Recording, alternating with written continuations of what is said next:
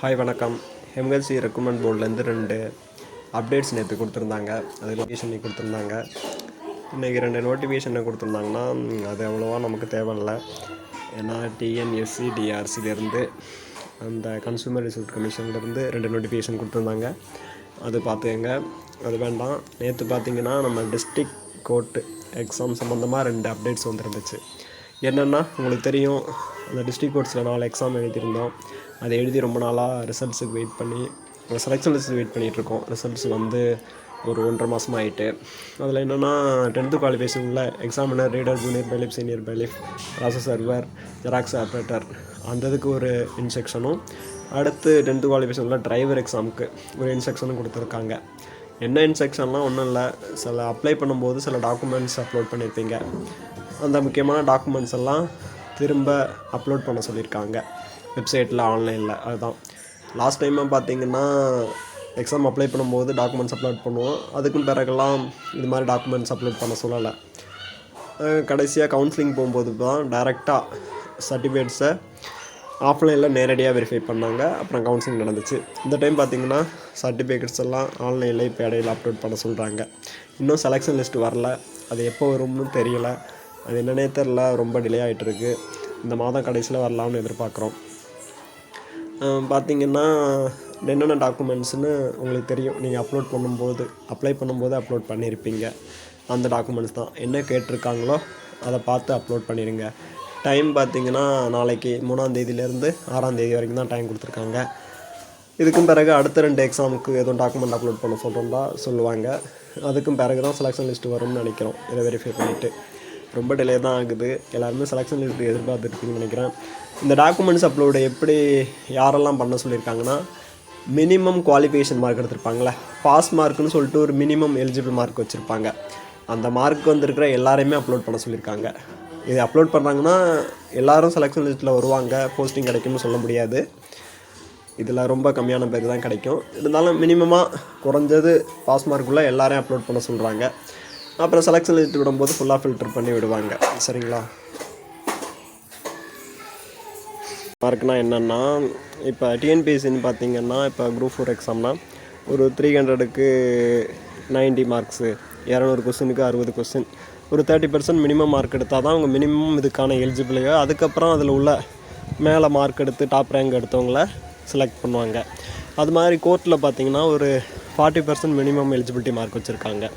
தமிழுக்கு பார்த்திங்கன்னா ஒரு 50க்கு 20, ஜென்ரல் ஸ்டடீஸு பார்த்திங்கன்னா ஒரு 120க்கு 48, அது மாதிரி 40%, மொத்தமாக ஒரு 170 மார்க்குக்கு 68 மார்க்கு.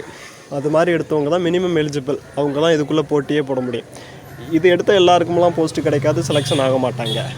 இதில் நிறையா மார்க் எடுத்துகிற டாப் ரேங்க் எடுத்தவங்கள ரிசர்வேஷன் பேஸில் செலக்ட் பண்ணுவாங்க. சரிங்களா? இன்னும் செலெக்ஷன் லிஸ்ட்டு விட்டு அவங்கள மட்டும் அப்லோட் பண்ண சொன்னால் பரவாயில்ல. அவங்க செலெக்ஷன் லிஸ்ட்டை விடாமல் இருக்கிறதுனால யாரெல்லாம் மினிமம் குவாலிஃபிகேஷன் மார்க் இருக்கோ எல்லாருமே அப்லோட் பண்ண சொல்கிறாங்க. அவங்க எல்லாருமே இந்த 3 டேட்டுக்குள்ளே நீங்கள் டேரெக்டாக எம்கேசி வெப்சைட்டை விசிட் பண்ணி அப்லோட் பண்ணலாம். ஏற்கனவே நீங்கள் ஆன்லைன் அப்ளிகேஷன் கொடுக்கும்போது அந்த இமெயில் ஐடி பாஸ்வேர்டு வச்சு நீங்கள் உள்ளே லாகின் ஆகி நீங்கள் அப்ளிகேஷன் சப்மிட் பண்ணியிருப்பீங்க. அதே மாதிரி உள்ளே போயிட்டு அந்த இதில் லாகின் ஆகி இந்த கேட்டிருக்க டாக்குமெண்ட்ஸ் எல்லாம் அவங்க கேட்டிருக்கிற சைஸில் அப்லோட் பண்ணிடுங்க. சரிங்களா? இது அப்லோட் பண்ணாததுனால உங்களோட செலெக்ஷன் லிஸ்ட்டில் உங்கள் பேர் மிஸ் ஆகிடக்கூடாது. அது பார்த்துக்கோங்க.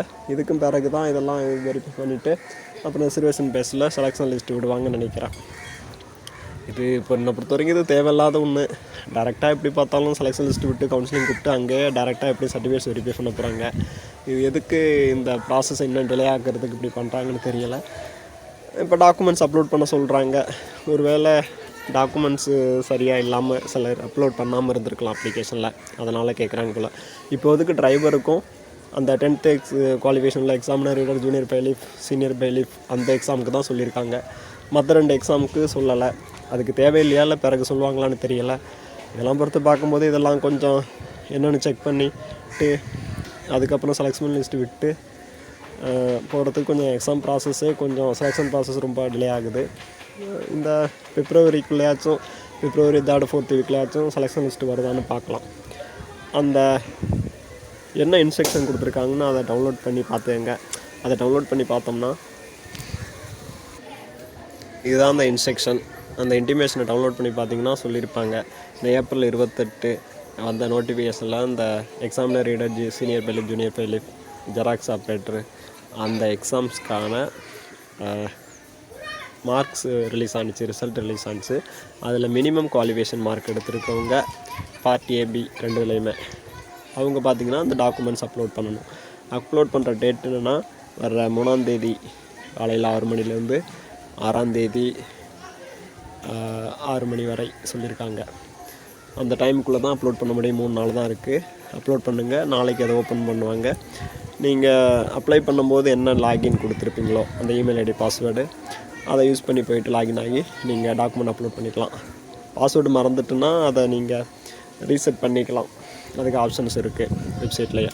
என்னென்ன டாக்குமெண்ட் சொல்லியிருக்காங்கன்னா community certificate, educational qualification certificate, அப்புறம் personal disability certificate, PSTM certificate, priority certificate, DW certificate, ex servicemen certificate, experience certificate xerox ஆப்ரேட்டருக்கு. அது எல்லாமே என்னென்ன சைஸில் இருக்குன்னு சொல்லியிருக்காங்க. எஜுகேஷன் குவாலிஃபிகேஷன் சர்டிஃபிகேட்ஸ் என்னென்ன வேணும்னு சொல்லியிருக்காங்க. இதெல்லாம் நீங்கள் அப்ளிகேஷன் கூட கொடுத்துருப்பீங்க. அந்த சர்டிஃபிகேட்ஸ் தான் கிளியராக இருக்கிற மாதிரி அப்லோட் பண்ணிவிடுங்க. அப்புறம் வேறு எதுவும் அதர் சர்டிஃபிகேட் இருந்தாலும் அதை அப்லோட் பண்ணிடுங்க. சரிங்களா? இது சம்மந்தமாக வேறு எதுவும் யாரும் மெயில் பண்ண வேண்டாம், எதுவும் கான்டாக்ட் பண்ணி கேட்க வேண்டாம்னு சொல்லியிருக்காங்க. கிளியராக அப்டேட் பண்ண சொல்லியிருக்காங்க. இது மாதிரி தான் டிரைவருக்கும் டாக்குமெண்ட்ஸ் அப்லோட் பண்ண சொல்லியிருக்காங்க. அதை பார்த்துக்குங்க. மற்ற 2 எக்ஸாமுக்கு சொல்லலை, அது பிறகு சொல்லலாம். இதில் இது அப்லோட் பண்ண பிறகு கூட சொல்லலாம், இல்லை சொல்லாமலும் இருக்கலாம். ஏன்னா அதுக்கு அவ்வளோவா குவாலிஃபிகேஷன்ஸ் இல்லை. 8th குவாலிஃபிகேஷன் ஒரு இது எழுத படிக்க தெரிஞ்சது தான். இதை கரெக்டாக எல்லாருமே இந்த டைமுக்குள்ளே பண்ணிவிடுங்க. செலெக்ஷன் ப்ராசஸ் ரொம்ப டிலே தான் ஆகுது. இன்னும் செலெக்ஷன் லிஸ்ட் வரல. இந்த மாதமாவது வருதான்னு பார்க்கலாம். ஃபினான்ஸ் இஷ்யூனால் நிறைய செலெக்ஷன் ப்ராசஸ்ஸு தமிழ்நாடு கவர்மெண்ட்டில் லேட்டாக தான் ஆகிட்டுருக்கு. என்ன ரீசன் தெரில, கொஞ்சம் ஒரு மந்தமாக தான் போயிட்டுருக்கு. இந்த பட்ஜெட் கூட்டத்தொடருக்கு பிறகாவது பாசிட்டாக நடக்குதான்னு பார்க்கலாம். சீக்கிரம் வரும்.